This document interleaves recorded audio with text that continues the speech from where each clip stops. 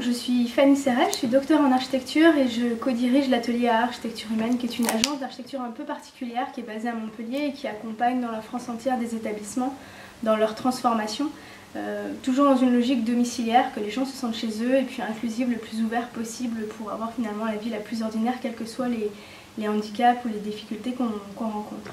Et on accompagne différents projets et ce qui nous est apparu, c'est que bien sûr, on peut rendre le cadre plus beau, plus joli, plus adapté, plus comme à la maison, mais il y a un enjeu qui est très très fort de changer aussi la culture professionnelle et les pratiques en même temps qu'on réfléchit sur le cadre. Et c'est comme ça qu'on s'est rencontré avec Florence et qu'on a décidé d'associer nos méthodologies pour vraiment réinventer l'expérience de vie des personnes.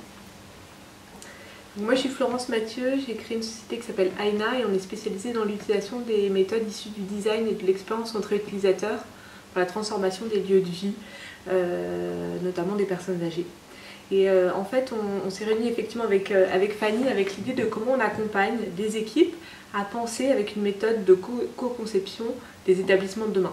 Donc de façon concrète, en fait, la méthodologie qu'on met en œuvre, elle se base sur plusieurs principes. L'étape 1, c'est de se dire comment on se met à la place des futurs usagers. Donc on va faire toute une série d'exercices pour pousser les équipes à aller à la rencontre des résidents d'aujourd'hui, des résidents de demain, des exercices pour pousser les équipes à se mettre vraiment à la place et de se questionner sur finalement qu'est-ce qui est désirable pour ces lieux de vie de demain.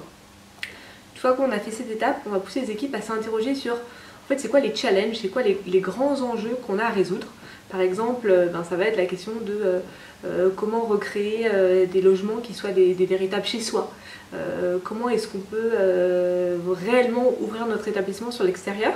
Et à partir en fait, de questions précises qui viennent des besoins usagers, on va essayer d'imaginer des solutions nouvelles avec vraiment une approche créative, pousser les équipes à aller s'inspirer ailleurs en France et s'inspirer ailleurs dans le monde, imaginer des solutions et ensuite on va les pousser à passer tout de suite à l'action.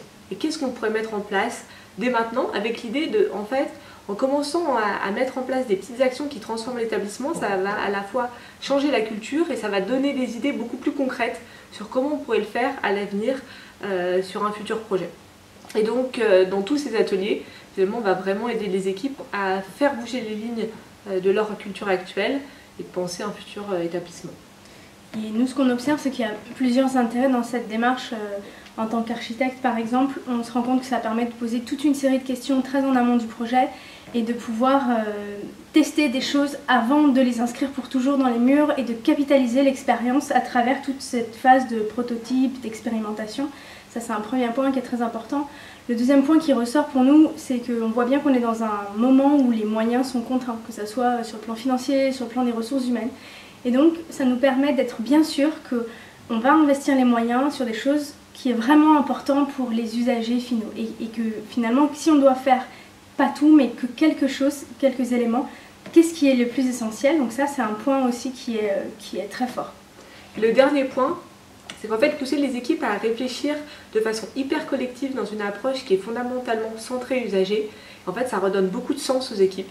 Et ce qu'on voit, c'est que toutes les équipes qui passent par ce process, ça leur donne beaucoup d'énergie et de sens dans ce qu'elles entreprennent au quotidien et dans la vision d'un futur établissement.